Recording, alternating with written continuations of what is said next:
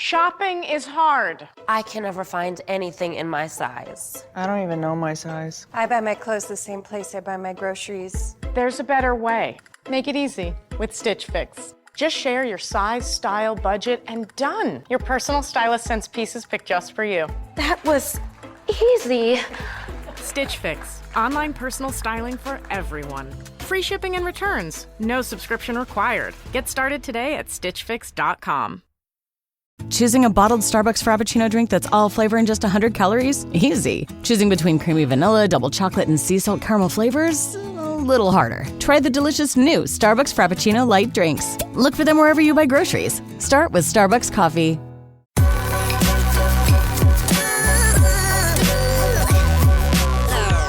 The following is a presentation of the Belly Up Sports Media Network.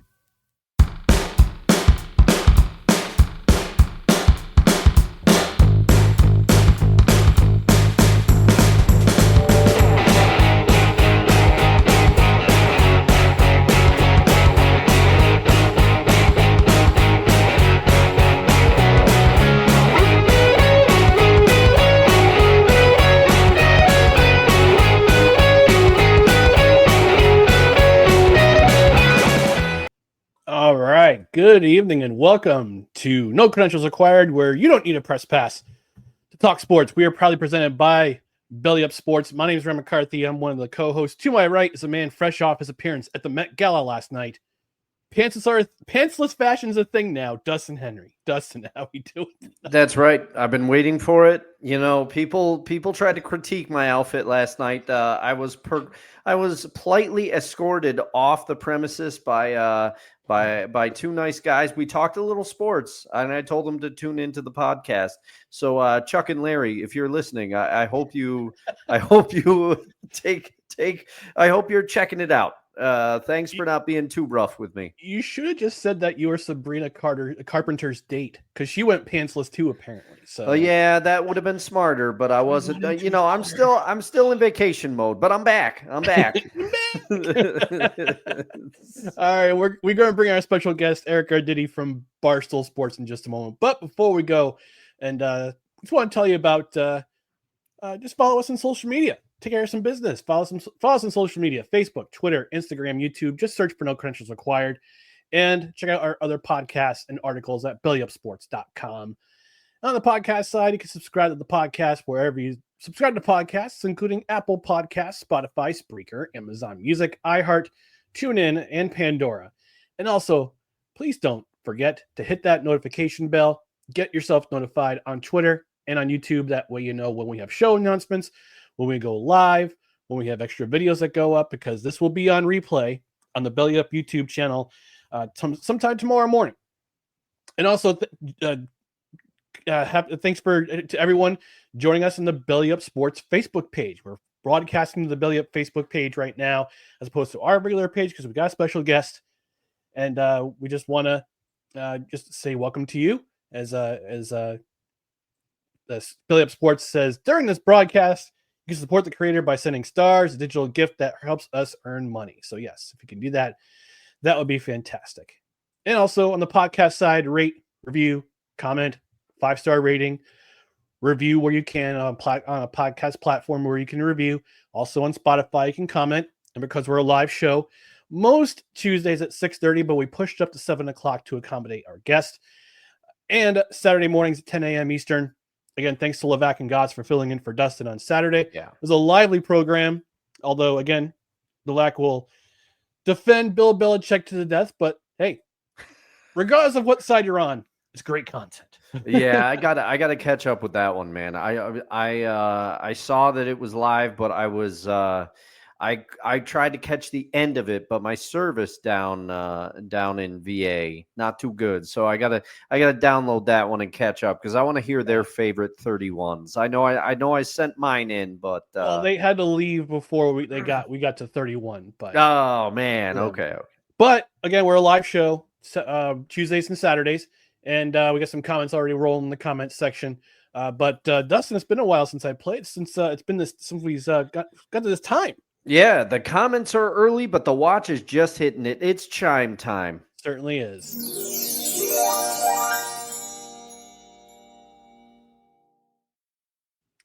All right, we're gonna bring in our guest. Actually, yeah, with the roll in the comments. D's Ray of Sunshine's with us. The playmaker Darnell is with us. Daniel Smooth is with us as well. All in the comments section. Smooth. Thank you. Yeah, Mr. Smooth. He's going nuts because his Islanders secured the #1 pick in the draft, in NHL draft last night. So he's on seventh heaven. Although if they waited an extra year, could have gotten themselves Gavin McKenna. And if you don't know who Gavin McKenna is, we're all going to find out in 2026. But anyway, let's bring in our guest. He's been on the show before. He's a friend of the show. He's part of Barstool Sports as a writer for Major League Baseball and the Baltimore Orioles primarily. He's in the DMV area. Also one of the panelists on the Exit 52 podcast. We've got Eric Arditti.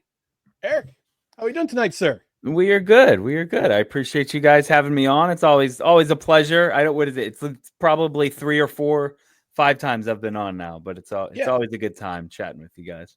Always a fun time.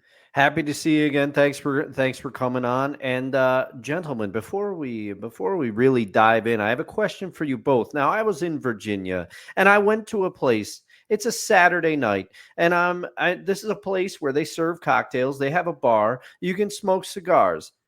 Again, it's Saturday night. We go there 7:30. We walk in. We order our cigars and we order our cocktails. They did a cocktail flight. Fantastic. I will keep them anonymous, though, because of what happened. So we're in there. What time do you think an establishment of this nature would close on a Saturday night in Virginia?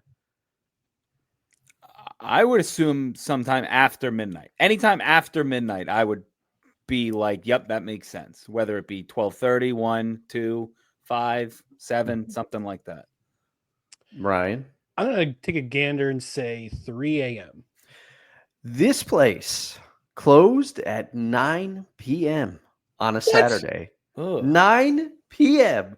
We're out there. We're smoking the cigars. We're having a great time. We got a charcuterie board coming out. We had just eaten a slice of pizza. Nope. Say it right. It's carcucci. Carcucci. My apologies. We're out there. We're enjoying it. And like I ordered a cocktail flight. I had to chug one of the cocktails because they're basically like, hey, you got to hit the bricks. We're like 9 o'clock. 9 o'clock. Now, they are a distillery by trade, and I would recommend their spirits. But it has a bar that serves cocktails. 9 o'clock. I was blown away. Yeah, that's strange. I wouldn't. Yeah, a Tuesday. I would sure. That's what I said. I was like, if it's a Wednesday, I'm fine with it. But it's a Saturday. Yeah, that's strange. I would not be a fan of that. That's an automatic 2-star deduction. I'm giving it a grade. At least. Yeah, and Mr. Smooth saying this is a travesty. It closed at 9 a.m. or 9 p.m. And D's Ray Sunshine says the same thing. It's a travesty. Yeah. All right. Certainly. All right. So we're gonna get to our main topic of conversation. We're talking about a little baseball. We're talking a little baseball today. We're trying to focus on it this spring, but we've had other things kind of take precedence, fortunately or unfortunately. But we're going to talk about the American League East and this division. I don't want to call it a mess, but I'll bring up a tweet that Eric tweeted today and saying that the Athletics, the homeless Athletics, have more wins than every team in the American League East. Now, this is the present standings as of right now, as of this recording, not counting the games that are going on right now. So the Yankees are in first place, as it should be, with a 19-16 record. They've lost 4 of the last 6, and the last 3 in a row. Right behind them at 18-18, the Boston Red Sox, who have also lost 4 of their last 6. Right behind them, Tampa Bay Rays, 16-18, also. Well, actually, they're 6-4 in their last 10, and they've won their last 2 games in a row. Fourth place, Toronto Blue Jays, also at 16-18. They're also on a 4-6 ride in their last 10. And unfortunately for Eric, his Baltimore Orioles, 13-20, lost 4 of their last 10. And I gotta admit this, Eric, so we get it out of the way. It may be mine and Dustin's fault that the Baltimore Orioles are doing so bad right now. Uh-oh. Because beginning of before the season began, we did our MLB preview. We both have the Baltimore Orioles as our American League champions.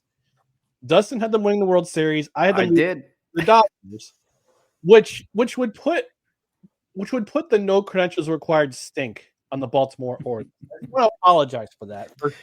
Yeah, I'm sorry. I'll lead the way and say I did not see this coming. I mean, obviously we got to talk to you because you are a fan of the team and you know way more about the team than I do, but I did not think their pitching would be this bad. I thought they'd be able to limp along until Grayson Rodriguez, he's on this the 60-day IL now. He got moved. Charlie Morton just was bad. Kyle Gibson got shelled in his debut, his return. I mean, is it just the pitching or what else do you think it is? Yeah, no, I mean, it's a little bit of everything. I think we knew going into the season that the pitching was the weak spot. I think everybody knew that. Obviously, Corbin Burns, went home and got his money, and that's perfectly fine. We all kind of knew that he wanted to be out in Arizona, which is, again, his family lives there. That's perfectly fine. Best of luck. But the replacements for him were, I don't even know if you can call them replacements. Again, I will say Tomoyuki Sagano has been awesome. He's the 35-year-old rookie that came over from Japan. That was a big Adam Jones, who is now technically in the front office. He's helping Mike Elias. He's kind of an ambassador. He played, a couple years overseas in Japan. He told them, this guy is the real deal. He is a stud, and he has been as good as advertised. He's been awesome. Again, he had the best game of the year so far against the Yankees a couple weeks back. I think he had 8 strikeouts coming into the game. Or no, he had 9 strikeouts coming into the game. He had 8 that game. So he was awesome. He is your prototypical Japanese pitcher. Not going to blow you away with 98, but he'll play the cat and mouse game, and he goes side to side and up and down, and it's just it's awesome to watch. But yeah, like you said, Uncle Charlie Morton has been just dog water. He has been as bad could be. Are you one of the worst pitchers, if not the worst pitcher in baseball? But yeah, that was kind of it. Like you mentioned, Kyle Gibson, other Uncle Kyle Gibson, coming back into the fold, and yeah, he hasn't been it, and probably, if he could eat some innings, that would be great, but he's not going to be anything special. But that's been the failure so far. But also the offense kind of stinks. I mean, they're not scoring. If they are scoring, it's weird because they'll either score 9 runs and they'll win, or they score 1. There's no real in between. Okay. Yeah, it's just been everything is a struggle right now. You factor in the injuries. It's just everything is bad. The only good thing is they're still getting some of these guys back. Zach Eflin's going to come back. Jordan Westberg and Tyler O'Neill are on rehab assignments currently. So we're slowly getting pieces back together. Again, it's May 6th. It's hard to keep pounding it's still early drum, but there's 130 games left. Obviously, we saw the Nats were 19-31. They won a World Series. The Astros last year rebounded. The Braves a couple years ago. So there's still a little glimmer of hope. And like you just talked about, you went down the standings. No one has run away, but they're 5.5 games back, and it feels like they're 35 games back. It's a legitimate miracle that they're not 10 games back and being like, Ravens starting a couple weeks, so we'll pay attention to that like it used to be here. But yeah, it is. If anything could go wrong for the Orioles, it's gone wrong this year. So again, I just keep their injury bug. The injury bug can't be that bad every year, a year after year. And it just seems to be that bad this year. So I don't know. Hopefully they get all the injuries out of the way early and we can just kind of cruise through summer. And if they tread water, that's all they got to do. Keep treading water and stay afloat. And hopefully you make a trade or two and you get your guys back and, you will just kind of go from there. Yeah. I mean, looking at the standings, I mean, you're not going to get an NFL situation where a team under 500 is going to go to is going to win the division and go to the playoffs. It's not likely to happen in Major League Baseball. I don't think it's ever happened in Major League Baseball. If I'm standing correctly. Yeah, I don't think so. I know with the Yankees right now, their struggle is their bullpen is not maintaining leads, which is shocking. It's absolutely shocking. Last night they were up 3-0, and they let 4 runs in at the eighth, in the eighth, in the top of the 8th inning to lose. They just, for some reason, I don't know why, their bullpen can't seem to hold leads. No, Williams getting demoted, obviously it's not surprising, but I thought this was going to be the big signing. We were making fun of the Mets for going out and getting Clay Holmes and trying to convert him to a starter, but we're the ones eating crow right now. But the Blue Jays, Ryan, you called it. You said they were going to be bad, and it's early, and you did, but you said it's going to be bad for Toronto. So I'm not necessarily surprised about Toronto, but Boston, I thought Boston would be a little more plucky than this with the new signings they had. Tanner Houck excluded. Tanner Houck's been bad for a couple of years now. Mm-hmm. I don't know why. I had him on my fantasy team. Am I just bitter? Yeah, but he was the first that went to the waiver wire for me. He's got that Dustin Henry stink on him. That's what I know. I'm jinxing people left and right. Well, actually, I do have a question for Eric. Other than is there any other team other than Baltimore, other than your Orioles? Is there any other team that you're kind of seeing in this division right now that is kind of, I wouldn't say shocking, but surprising you as to where they are right now in this placing?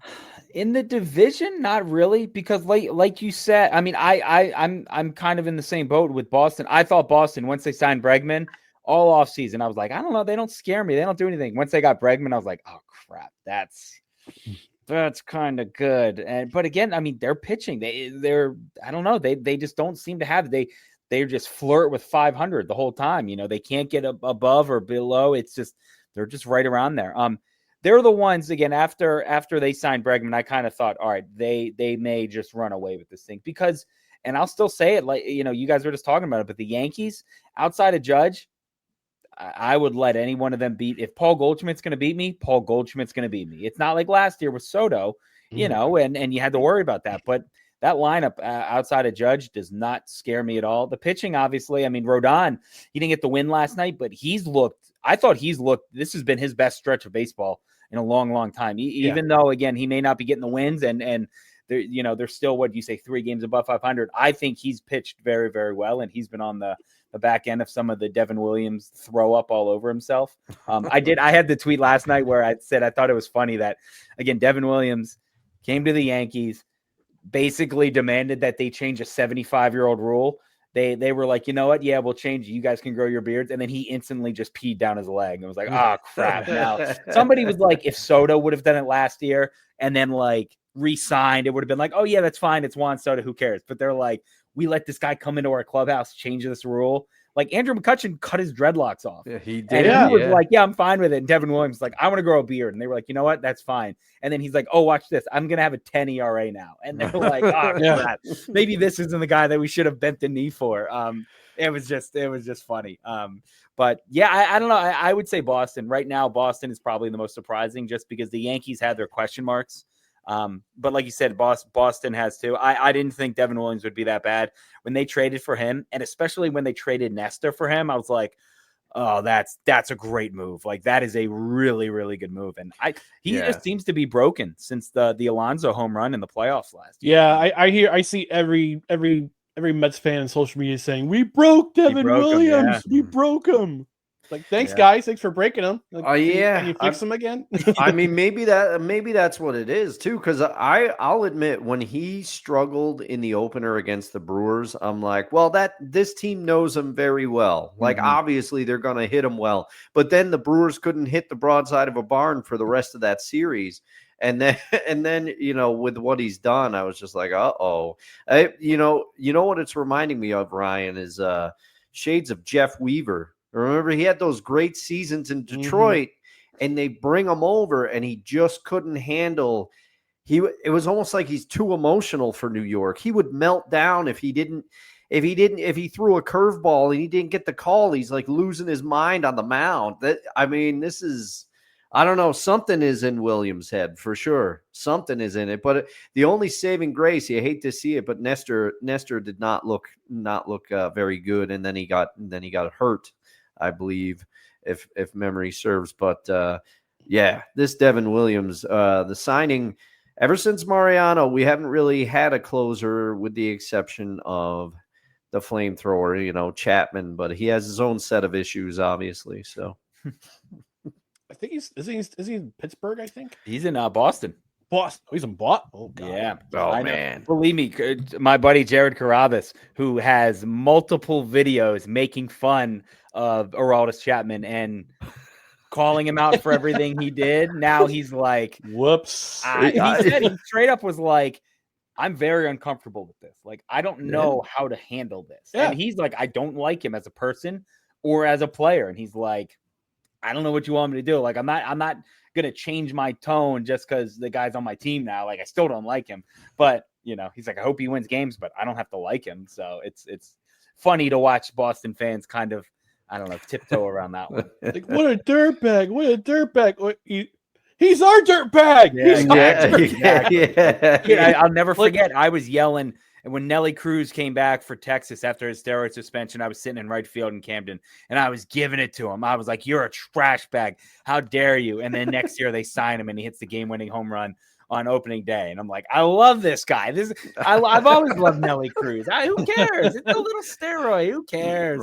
Everybody did it. It doesn't matter. So, everybody does it. That's what that's the what is it? Glass rocks in a glass house. But yada yada yada. Yeah. Some proverb like that. Yeah. I remember my most guilty one, and this is going back, but it's a football one. The early 2000s, the Rams had Grant Wostrom, and I couldn't stand, like, the late 90s, early 2000s. I'm like, I can't stand this dude. And then the Seahawks went out and signed him when the Rams were kings of the division, and the Seahawks were getting closer. It was in the Holmgren years, but they just couldn't take the Rams down. And then they signed Grant Wostrom, and I'm like, he's awesome. He's great. I'm sitting there. Yeah, my guy. Yeah.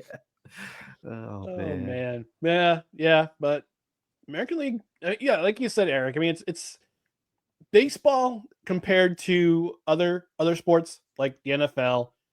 In a way, the NBA and the NHL. It's a long season. Yeah, it's a long season. It's May 6th, and right now, this standings could turn on its head. In a month, we could see Baltimore creep up, get into second or third place. We could possibly see the Toronto Blue Jays sink like a stone. We don't know, but we could see the Red Sox in first place. Yeah, it's a long season. But right now, I'm looking at the division. I'm going, is this the best or worst division in baseball? I don't know how to judge this. Mm-hmm. I just remember thinking, like, again, when they signed Bregman and the Yankees were doing all that stuff, I was just like, man, this summer, like, watching the AL East, every game is going to be a dogfight. Like, it's going to be just a rock fight. And now it's like, this is a wet noodle fight. Like, nobody wants to win this thing. Nobody wants to run away with it. If any team if the Yankees could put together, I don't know, a consistent week, they'd be 6 or 7 games up on second place and just running. Same thing with Boston, but nobody wants to run away with it. I'm with you too on Toronto. I don't think they're anything. I think they are going to be. I think they're going to trade Bichette at the deadline, and they'll have Vlad and Santander, those are 2 good pieces. But I don't know, they got. I think they have to kind of tear that thing down from the top with Schneider. I think Schneider's a loser. I think they got to get him out of there. That's what I was saying at the beginning before the season began. I said this is going to be the type of season that Toronto. You can say whatever you want about their pitching staff, but this is a season where they're coming to a crossroads. Mm-hmm. Yeah, and right now they're 2 games below 500. But again, it's May 6th. Anything can happen in the turn of a dime. I had predicted that you would see Vlad Guerrero be traded. You would see Bo Bichette get traded. Bo Bichette, by the way, playing for Brazil for the World Cup qualifying classic, World Baseball Cup qualifiers, which is interesting. But hey, good for him. Got to represent somebody. But yeah, I think you could see Toronto start to sink a little bit. Yeah. And start to trade their pieces that they're supposed to be like to have one of the best prospects in baseball. Guerrero, drafting all these young kids who are former baseball players. Kids of the Now, kids, yeah. now Kevin Biggio is having a blast in Kansas City. I mean, Kansas City is doing really well. They have more wins than all the teams in this division. And they're in third place in the Central. Mm-hmm. Yeah. It's been very surprising, and I mean, hats off to Chris Bassett because I didn't think he'd pitch well at all. He's rebounded, but I mean, their rotation. You got the Blue Jays. You got Barrios, who is a long way from prime Jose Barrios on the Twins. And then I believe Gausman's still there, right? He's always a wild card, Kevin Gausman. He was a big, to me, that was a case. And I mean, you know him well, Eric. He was in Baltimore for years. And then he kind of struggled a little bit, but you could see like the flashes were there. But he's another product of the San Francisco Giants. They straightened him out, and Gausman parlayed it into a big contract. And he hasn't been good. He hasn't been good. So I mean, I don't know. But yeah, I'm with you. I think they trade Bichette and they blow it up. The Red Sox are the team that scares me though, because I feel like they always find a way to claw. They'll play for Cora, and I think Bregman is at some point. Devers is gonna finally turn it around. He's been legendarily bad to start the year. But their pitching, I mean, if you're putting your hopes on Lucas Giolito, I'm sorry. He had the one good year, but outside of that, it's a roller coaster. Yeah, no, I'm with you. And again, him coming back from the injury too. But yeah, Bregman scares me, especially with the wall. You go back and look at it, he hasn't had a good offensive season really since the trash can in 2019. But if there's one place he can turn it around, it's a hot summer in Boston where he wall bangs 40 doubles. And it's, every time you look up, he's going to be standing on second base. And again, they're going to have some big hitter behind him, but I'm right there with you. And that offense, I think Cora, especially, I enjoyed the Netflix thing on them, where it followed them around last year. I like Alex Cora a lot, especially after watching that. If you haven't, I highly suggest watching it. But, Duran hasn't gotten going. I think I've read that he's the only qualified hitter that still has not pulled a ball for a hit this year. So, again, he's too – talking about the AL, the All-Star MVP last year. Like, he's too good to not have turned it on yet. Same thing with Devers, and that's what scares me is they're both going to flip the switch at the same time. And it's like, oh, yeah, that's right. That's why I was terrified of them, in all offseason.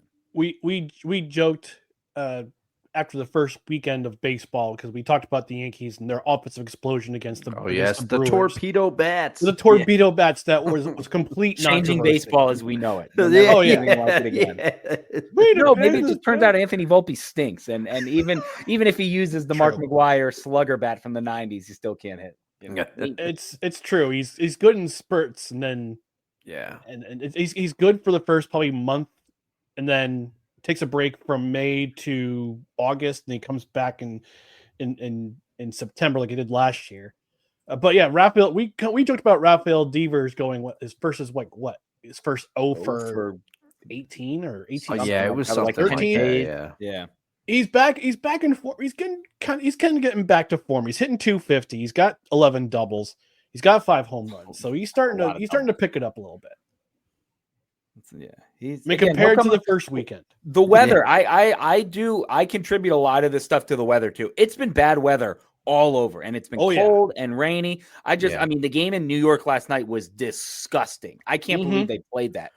Trust me, I was driving back. It was bad. That was awful. And then again, I have MLB Network on right now, and I think it was raining in Boston too. It was the same. It kind of looked like the same thing where it's like their uniforms are soaking wet and they're dark, and you could see it dripping off the hat, and it's like that sucks. Yeah, so, we're in the Northeast. We're a little bit farther north of New York, New York City, and we've had the same kind of weather system the last couple of days. In fact, it's raining again as I speak. It had a little bit of brief bit of sunshine for a little bit, and it's supposed to rain all the way till Saturday. And again, I contribute a lot of the guys not being able to get in a rhythm or have success. The weather has been awful all over, so I it's going to get nice. It's going to get hot. The ball's going to fly out of every ballpark, and it'll be fun. This is why teams in the Northeast mandatory have to have retractable roofs for all their stadiums. Steinbrenner's could have done it in 2009, but they didn't. I don't know. People would ride. I think if Yankee Stadium ever had a retractable roof, that would be. I would be okay with it, honestly. Fenway can't. Oh yeah, no. That's. I mean, I gotta admit, Ryan, I'd be one of those people. I'd be like, they can't do this. I think I would. Off my lawn! Yeah.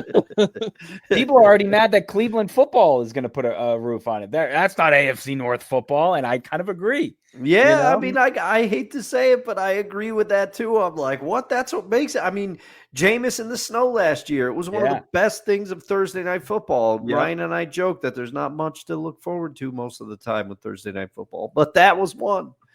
I agree. And now Cleveland, and now Cleveland has five quarterbacks in their quarterback room. Congratulations! But by how the many way, of them are good? We don't know yet because we know Joe Flacco. It's Joe Flacco. Yeah, but he struggled in Indy last year. But how much of that is Indy? Who knows? So completely off topic. Then we'll go to our network mini commercial break. I sent Dustin a meme this afternoon, and apparently, speaking of the Cleveland Browns.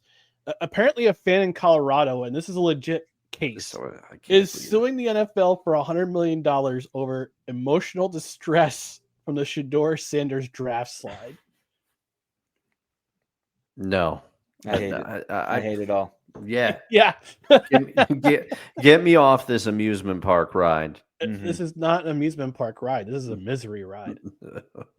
And apparently, Stanley Smooth wants us to talk about the best rotation in baseball, the Seattle Mariners, and apparently he's in love with them.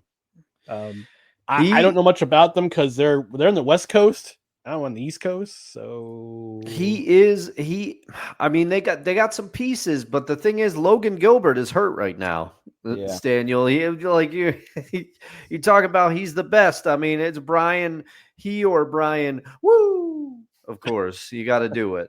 But yeah, Logan Gilbert's hurt right now, and I'm with Ryan. I haven't watched much of the Mariners season so far. And D's Ray Sunshine saying apparently what's wrong with the AL East is Ryan and Dustin. It's true. I'll take it. It's us. And also, Stanley Smooth says, I don't want to live on this planet anymore. Yeah. I mean, some bright rays of sunshine here and there, but the news cycle is just terrible. All right. I hope a judge throws this thing out. Oh, the judge's totally going to throw it out. They've got to. Nobody's got to hear this thing. No legs at all. All right, we're going to take our network mandated commercial break. When we come back, we'll have Eric still with us. We're going to talk about the NHL playoffs and also our favorite athletes to wear, the number 32. So we'll find out who it is by sticking around, staying tuned to more No Credentials Required. Righteous Felon Craft Jerky is the official jerky of Belly Up Sports. For over a decade, Righteous Felon Craft Jerky has led the American meat snack revolution by concocting delicious, adventurous, U.S.-sourced jerky recipes for uncompromising carnivores across the country. With 15 different flavors to choose from, Righteous Felon has all jerky lovers covered, and by using promo code BELLYUP, you will get 15% off your purchase at righteousfelon.com. Do your taste buds a favor today and rip into a bag of Righteous Felon jerky.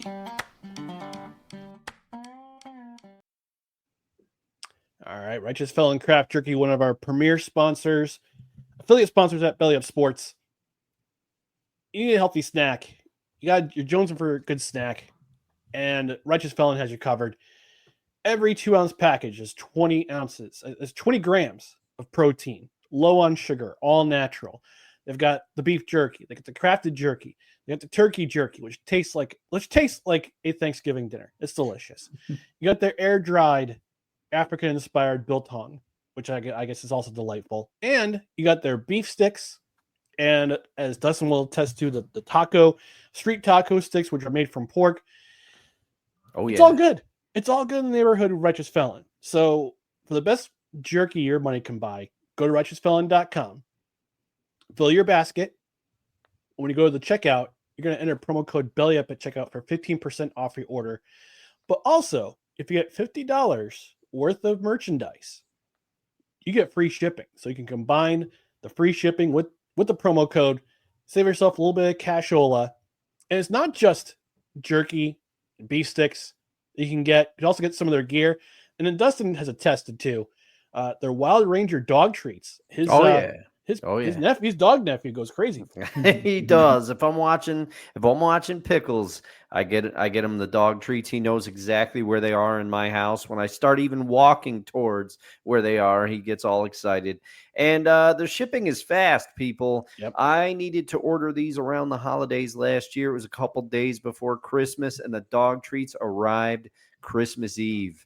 So they don't mess around with the shipping there at Righteous Felon. And I also will attest to the turkey stick as well. I tried the lemon pepper turkey. Street taco still my number one, but lemon pepper turkey, very good too. I got to try this biltong, Ryan. I got to try it. I had the OG hickory. That's my go-to. Oh yeah, I love the OG hickory. Really great. And they've got also, Eric, because I know you're in Maryland. They've also got a beef jerky called Maryland Monroe, and they made it with Old Bay seasoning. Now we're talking. Now there we're you talking. go. Now you're barking. Now he's in. Old Bay goes on anything. It's very good on beef jerky too. It's also really good on potato chips. I've had the Oops. Oh yeah, popcorn, mac and cheese, beer. You put it in beer. Yeah, try Coors Light with some Old Bay in it. I promise you. Miller Lite, Bud Light, whatever light beer of your choice. I'm telling you, it's very good. We call it a Botini down here. Or you put it in Natty Bell. I'll try that. Try that instead of tapping the Rockies. Hot chocolate too. We have there's a bagel place down here that puts it in hot chocolate. It's very, very good. I'm telling you. It's fascinating. Well, Righteous Felon, righteousfelon.com. Promo code BELLYUP at checkout for 15% off your order and also free shipping for any order over $50. All right, we're going to touch on this briefly. Stanley Cup playoffs. Corner Booth said last night on their show, they said the NBA playoffs are the best. The NBA playoffs are on fire. Well, guess what, guys? Stanley Cup playoffs are the best playoffs going on right now. And I can talk about this weekend. 2 Game 7s. Colorado Avalanche goes up 2-0. Dallas Stars score 4 goals in the final frame to take Game 7. Mikko Rantanen of the former Colorado Avalanche. Now, I get the hat trick and the empty netter to seal the game for the Stars. They go on to the next round to play the St. Louis Blues. Oh wait, no! What happened in the last minute 55 of that game? Oh my goodness!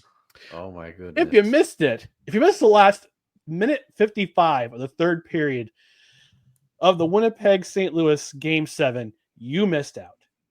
It was awesome.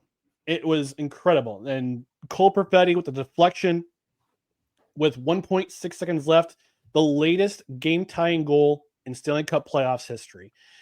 Goes to double overtime. Adam Lowry, game-winning goal. And the Winnipeg Jets move on to the next round to face the Dallas Stars. So, but all in all, this playoff has been kind of fun. Dustin, I gotta give you props to your Edmonton Oilers. I was going to say it. They came back. I ate my words. I ate my humble pie on this podcast on Saturday because I said the Los Angeles Kings were probably going to take that series, and I was wrong. I agreed with you. Here's the thing. I agreed with you because they had beaten them the last 3 times. I said they're not going to do it again, especially with how they had been playing it. They came back, man. Leon Draisaitl, he decided to remind people, hey, I'm good. And we got the East Conference. We had Game 1 of the Toronto Florida series last night. Toronto won Game 1 5-4, almost blew a 3-goal lead. And the other Eastern Conference matchup between the Carolina Hurricanes, those bunch of jerks, they beat my doubles in 5 games, taking on the Washington Capitals. Now, Eric, you're the DMV, and I don't know how close attention you're paying to the Washington Capitals, but it's the Stanley Cup playoffs. They did really well this year. They were kind of a wagon from December onward to the end of the season. Obviously, Ovi Goalwatch was a big hit with his breaking the record of the great one, Wayne Gretzky. Are you still paying attention that the Washington Capitals are still in the playoffs? Yeah, absolutely. And again, I know we were talking before. I'm not as dialed in as I was a couple years ago when they brought home the cup.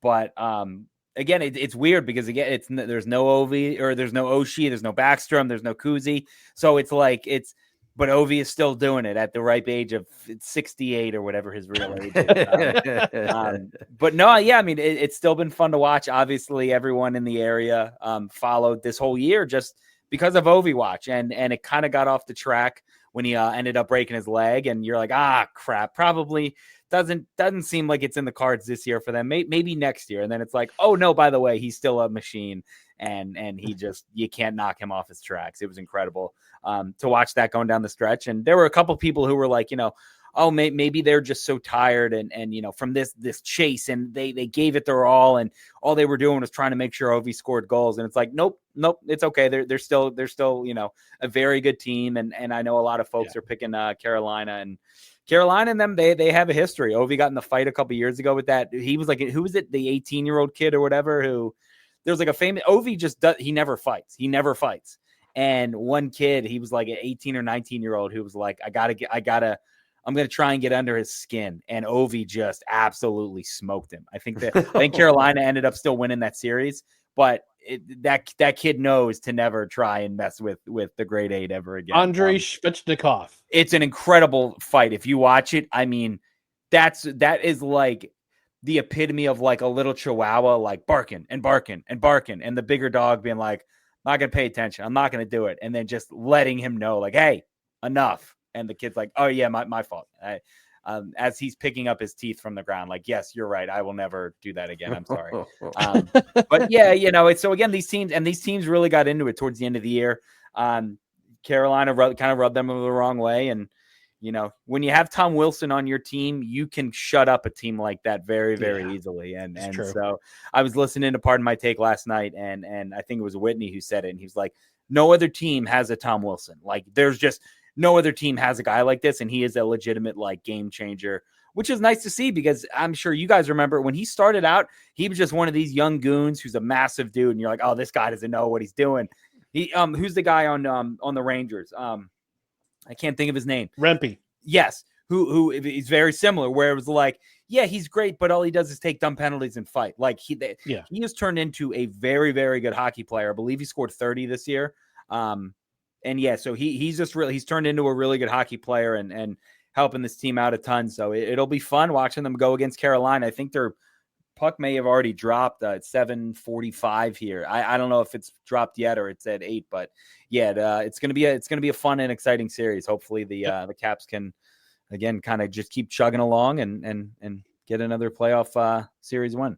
Yeah, Tom Wilson, 33 goals, 32 assists, only 100 penalty minutes, paltry 100 penalty minutes. Yeah, it's uncharacteristic for Tom Wilson. It's again, something snapped and they were like, hey man, you're actually a good player. I'll never forget. I went to a practice.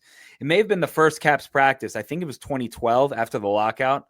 And we went down there and, I'm looking at my sheet and I'm like, who is this 76 or whatever? Like, this kid's massive. And they were like, yeah, he was born in 1990.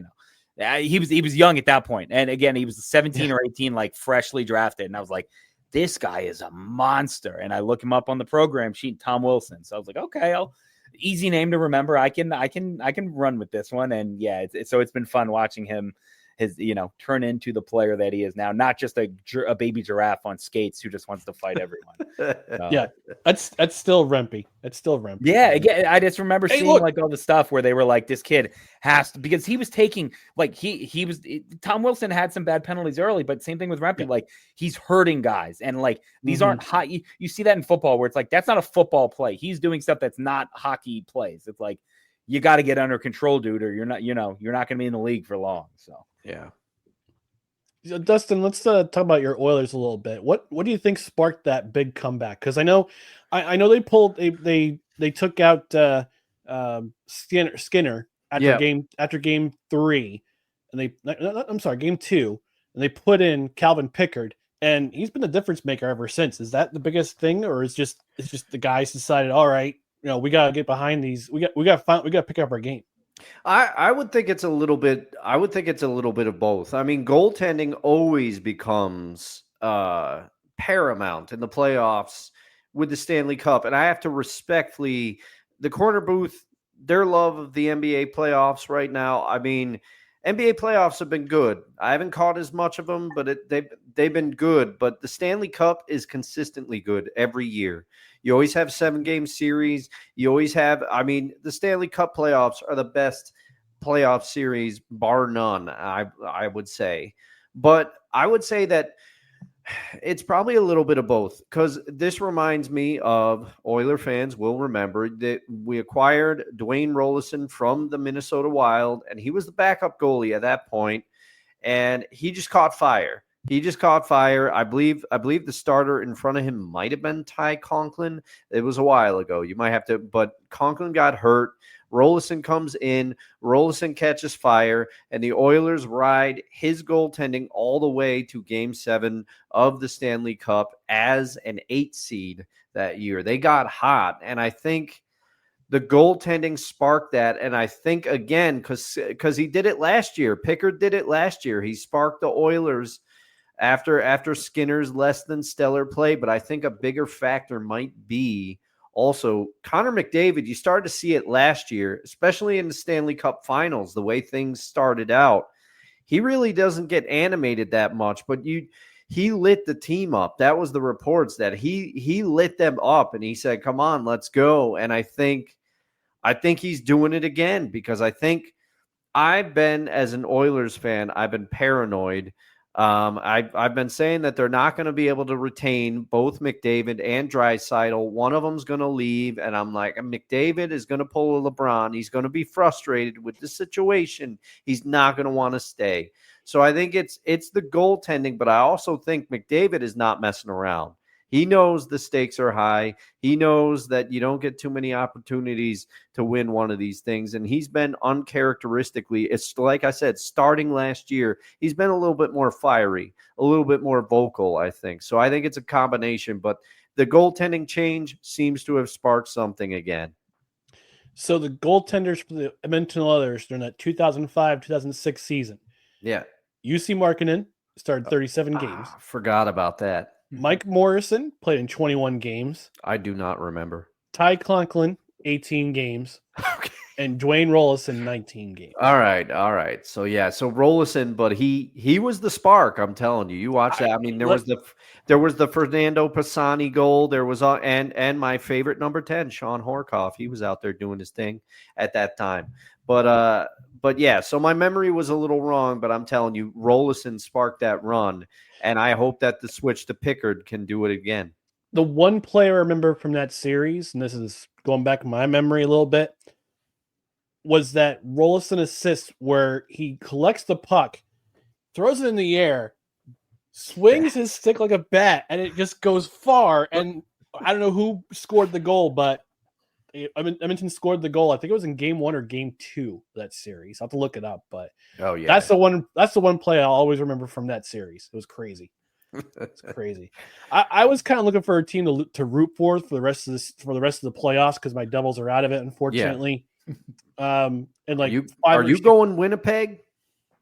Well, here's what I'm thinking. So on Saturday, I said Florida because I'm a big fan of Matthew Tkachuk.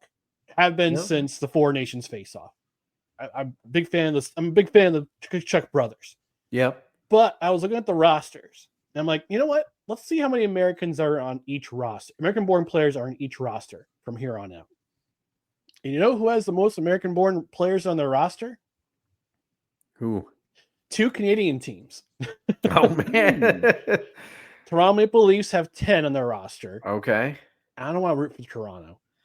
Oh, man. I hate Toronto. Ever since the 2000s, when the Devils played them in those semifinals, in the Eastern semifinals, I hate the Maple Leafs.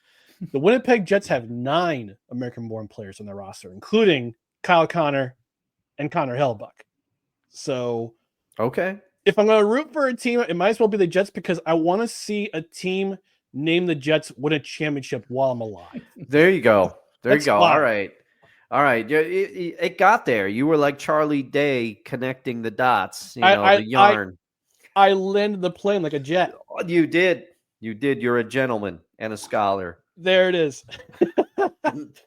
And Dee's Rain Sunshine saying the same thing. Ryan convinced me to pull for the Jets, and she said, I can't go against the beard. Thank you.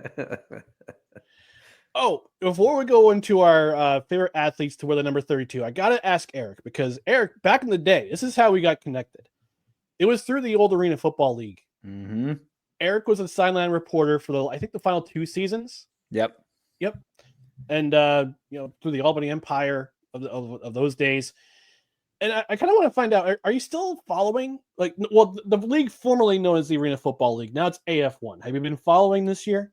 Not really. I will say I'm still friends with a couple of the guys on like the Philly, the Soul, and the old Atlantic City Blackjacks team. So I'm Facebook friends and Instagram, and so I'll see, Dwayne Hollis and what's his name? Who was the Darius receiver? Prince. Yes. So I saw. I kind of follow. I don't watch or see any of the highlights or anything, but if they put something on Facebook, I'll check it out and I'll follow it through that.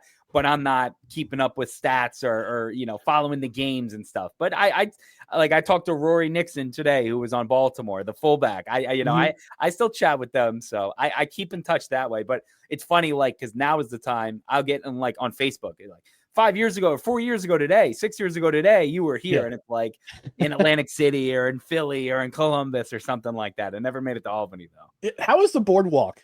At the that was awesome. That was awesome. Oh okay. My god, I love that. Was one of the one arena I wanted to go check out before that was that. Yeah, what was it? Boardwalk Hall, I guess it was called. Boardwalk Hall. Yep. Yeah, it was cool because again, I would stay either at the Hard Rock or what was the one? It was the Ray Rice wife hotel. I forget what it was called. They had the nightclub H2O. I saw Busta Rhymes perform there. But the night before one of the games, it was a wild spot. But yeah, I would walk down the boardwalk and I would walk right past the Rainforest Cafe. And I always just wanted to spend all my per diem at the Rainforest Cafe. What could $100 really get me at the Rainforest Cafe? Just going alone. What could I kind of funky drinks could I get into there? But no, I love that building. The Boardwalk Hall was awesome. I mean, it was massive. It was so tall and it was really, really cool. It was a great building. So a lot of fun. Yeah, I'm hoping that Atlantic City lands another arena football team again. I would love to go to a game there. That would be fun. They had a couple conference, some conference. I forget which one. Basketball had their games there, and it was the MAC. Is that who it was? Yeah, Metro Atlantic, because we have a local team, Siena Saints, who are in the MAC. So nothing screams MAC basketball like Atlantic City. Let me tell you that. When I think Siena, I think Atlantic City, baby. Yeah, well, I mean, hopefully, Albany Firebirds in their current iteration, the Albany Firebirds, are 7-0. We actually talked about their game last week where they scored 100 points against Corpus Christi. Man. And we explained the reason why. And actually, Darius Prince and Dwayne Hollis were on the Corpus Christi Titans, but they protested because they weren't getting paid. Yep. You might have seen that on social media. Yeah, I saw, again, I didn't know the exact story. I just saw him saying we're sitting out due to things out of my control. And it's again, I know how nasty it's been with some of the new ownership and not being able to pay people. And, it's that league, or again, whatever's left of it, is not in a very good spot. I loved it. Again, when you were there and when I was doing sideline games, that was awesome. That was so much fun to watch. It just, it kind of, and again, they folded before COVID, so it's not even like they could really blame COVID killed us. It was no, they couldn't. They could blame a missing insurance form. That's what basically it came down to, was the unpaid insurance form. Yeah, from 2011, when they were still kind of figuring things out after the remodel there. But I'm hoping I'll be at the last 3 games of the season, because they have 3 games left. They're all going to be at MVP Arena in Albany. Maybe 5 if they win out and they finish first place, they get home field advantage for the entire playoffs. So they had a pretty thrilling game on Sunday against Salina, the Liberty. They went to overtime. That was pretty thrilling ending there. So, but we're gonna move on to our final topic of the night, and because this is episode 32 of 2025, we're gonna talk about our favorite athletes to wear the number 32. And Eric, the rules basically are for this particular segment, they have to be of an athlete you watched. It could be somebody you watched on TV or somebody you watched live that you were a big fan of growing up or currently a fan of. Mhm. So we're talking about our favorite athletes to wear the number 32. So you're the guest. We're going to give you the honor of going first of your favorite athlete to wear the number 32. So I'm looking down again. I don't know if this is cheating or not. I have a list. Okay. And I'm kind of looking down. And again, I look up and I see Ryan O'Hearn, who was for the Orioles, who has really turned it on this last kind of month. He wears 32. I enjoy him. Tyrann Mathieu, I've always loved him. I know he wasn't when I fell in love with him as the Honey Badger at LSU, which I'm sure a lot of America did. He was number 7. I'm thinking him. I'm trying to remember. I think Roy Halladay was 32. He was. I know he was a couple different, right? I think he was 32 because I considered him for this ep. Yes, he wore number 32 with the Toronto Blue Jays. Okay. Yep, that's where I remember him. I may go with, and again, I'm kind of just scrolling down my list real quick. There's two other people. It was going to be, and again, they're basketball. One was Rip Hamilton, who had some great years here in Washington and was on one of my favorite basketball teams ever, which was that was it 04 Pistons team, the one that beat the Lakers. I believe it was them. Yeah, I loved that team. I have my Ben Wallace jersey upstairs still. But then oh crap, who was it? I just had it in my mind. I had it on my list. I scrolled by him. I was like, it's going to be him. Sorry. No, nothing. You think Sean Elliott? No. Because I remember Elliott, but I wasn't. I don't know. He didn't really do anything for me. I think Blake Griffin. I love a little Lob City going on. Yeah, okay. And again, especially I like him because he's my age. I'm like 6 months older than him. So I like connected to him in that way, being like, oh yeah, we're going through the same thing. We're with freshmen in college at the same time. You know, we're only about 1.5 foot difference, maybe 200 pounds. But him like off the court is really like what did it for me. He is, he was great friends with Norm Macdonald. So he's very funny like that. Not that many people know that. There's a clip that goes around YouTube. He was on some show and he was talking about it, how like, when he won the Rookie of the Year award the next year, because wasn't that the whole thing? Was he missed a year with his knee injury? I believe. Yes. Yeah, and it was like, is he a rookie? Is he not? Blah blah blah. But Norm Macdonald snuck into the press conference at like the Kia Rookie of the Year, whatever it was, and again they were just asking questions, and they were like, "Oh, you back there, sir?" And again, Blake didn't know it was him, and Blake does stand up and all that stuff. I think he's a writer too. But they were like, "You, sir," and he's like, "Yeah, Blake." Norm Macdonald, and Blake just like starts cracking up, and he said Norm looked at him and was like, no one's ever won it back-to-back years. Like, what are you going to do next year to try and win this award? And Blake was just like, I'm going to give it my all, and I'll go out there and do my best. And he was just cracking up during it. But I don't know. I loved how violent his dunks were, and that was like early YouTube when it was like, I'm just going to watch this on YouTube over and over and over again. Oh yeah. And again, he turned into, I thought he was a really good basketball player. But then again, I just really like, I don't know, his personality, and like I listened to him on Pardon My Take, and it's like, this guy rocks. He is just as so I don't know. He's a guy that really stuck with me. And like you said, the Lob City teams they blew us away. They were just so much fun to watch. So I'll stick with Blake Griffin there. All right. Yeah, that's a good pick. Blake getting his just desserts finally. Mm-hmm. On to you, Dustin. All right. Well, this one, you knew it was either going to be at 32 or 34. I was going to pick them. If you've been a long-time listener of my tenure on this show, you know who it is. It's Shaquille O'Neal. Playmaker, I hope you're still watching because I know you're a Magic fan.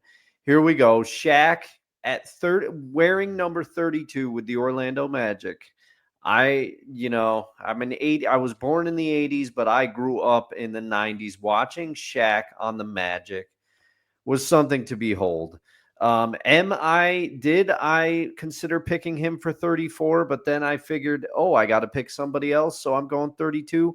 Shaq's it, and much to Eric's story, not for just what he did on the court. His court credentials speak for themselves. I still think he would.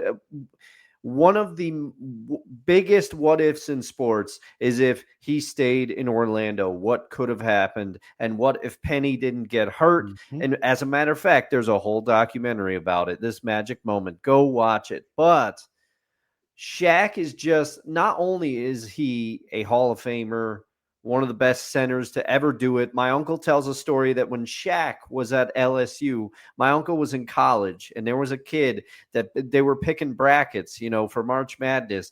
And this one guy just X'd out everything and just put Shaq all the way to the finals. Now it didn't happen, but Shaq was that good. He was that much of a force. He is the reason they changed basketball hoops, because he kept breaking them. Yeah. Shaq, and what people forget is early in his career with the Lakers at 34, a couple seasons in, he put on a few pounds. He wasn't moving the way that he used to. But with the Magic, when he was wearing 32, he was a gazelle. Not to mention, and he was a facilitator too. You had to feed him the ball, but he could facilitate on that team as well because he commanded so much attention. And the Magic had some shooters, on those early team incarnations. But Shaq's impact on culture too. You had Shaq Fu, the video game, which I played when I was a kid. You gotta, did I get into his rapping? Not so much, but he was on Arsenio Hall. He was doing that. I have a single of his.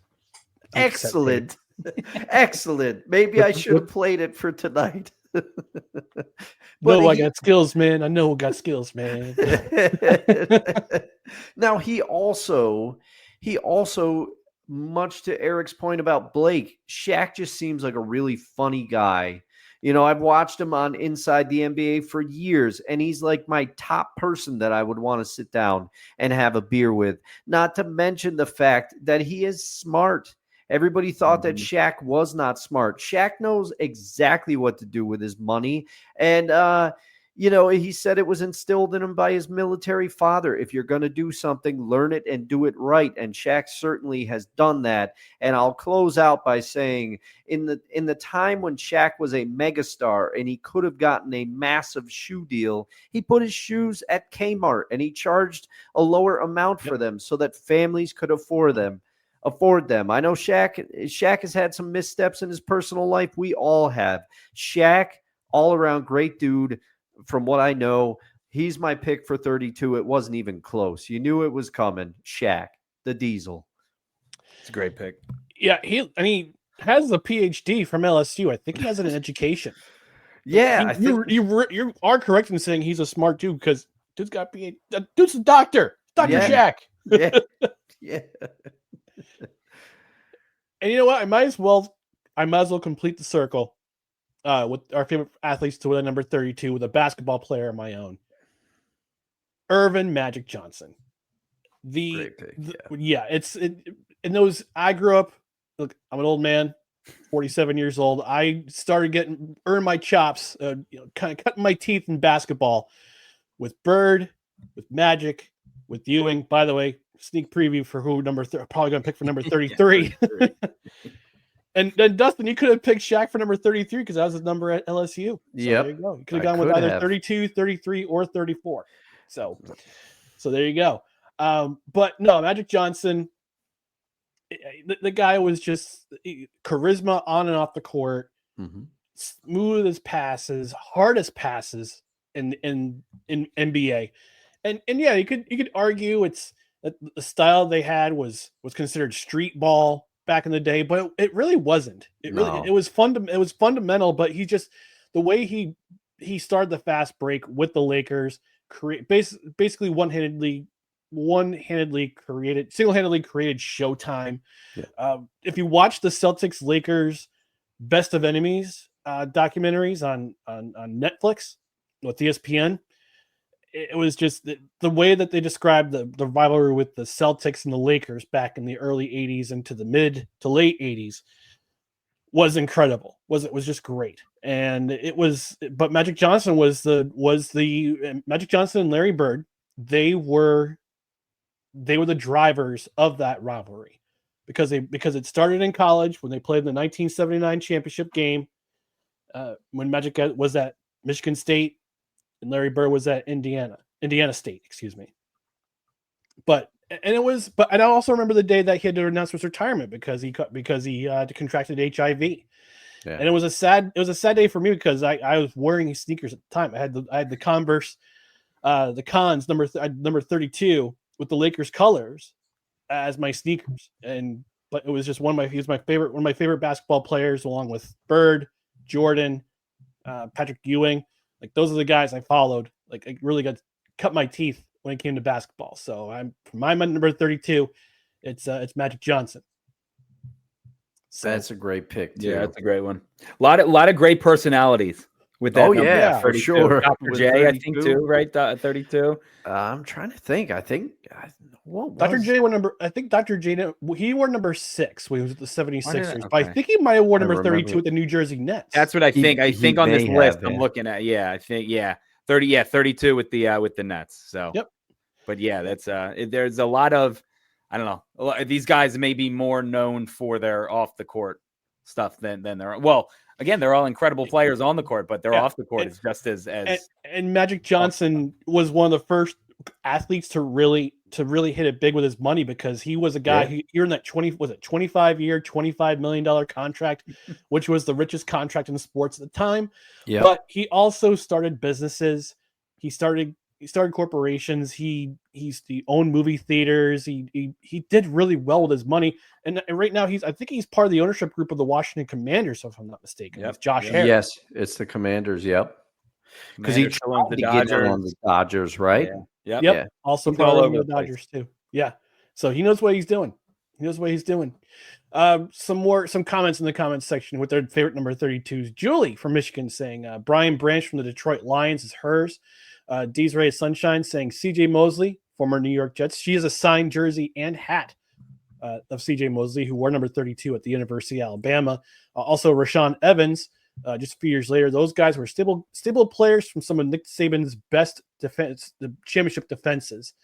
Staniel Smooth saying Islanders legend Steve Thomas, who scored 70 points in 71 games.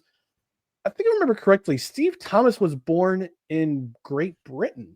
Remember Islanders legend did, I think. And I think one of his kids plays for the St. Louis Blues. And no, I'm not gonna read the joke that Staniel put up about Magic Johnson throwing. Anywho, so we're gonna wrap things up. I'm gonna give the floor to Eric to promote his stuff. So and thank you, Eric, for being with us. We appreciate taking some time out of your Tuesday night to be with us. So where can people find you? Yeah, absolutely. Again, I'm on Twitter at EDITTI22. I'll be popping off about the Orioles on there. And then the podcast at Exit 52 podcast. You can find the blogs on barstoolsports.com. And I'm trying to think what else. I think that may be it. All right. So, yeah. So okay. All right. Excellent. Well, again, thanks for being with us. And before we get out of here, it's got to let the people know where we can find No Credentials Required. That is on Facebook, Twitter, Instagram, and YouTube. Just do a search for No Credentials Required on each of those pages. You'll find us. Give us a follow. And also check out our other podcasts and written articles on bellyupsports.com. On the podcast side, subscribe, iTunes on Apple Podcasts, Spotify, Spreaker, Amazon Music, iHeart, TuneIn, and Pandora. And also don't forget, hit that notification bell, whether you're on Twitter or on YouTube. That way you know when show announcements go up, when we go live on the video. And again, this will be on replay on the Belly Up YouTube channel sometime tomorrow morning. And also if we put up replay videos of clips from the show, it'll be on the YouTube channel. And again, rate, review, comment, 5-star rating, leave a review where you can, and also on Spotify, leave us a comment. Also, if you're watching on the replay, and thanks to all of our friends who are out there leaving comments in the comment section. We appreciate you, and we'll wrap it up for tonight. Thanks for joining us on No Credentials Required, where you don't need a press pass to talk sports. We are proudly presented by Belly Up Sports. For Eric, for Dustin, I'm Ryan McCarthy. We'll see you on Saturday 10 a.m. for the morning brunch and Saturday morning brunch. Until then, have a great week. Good night, everybody.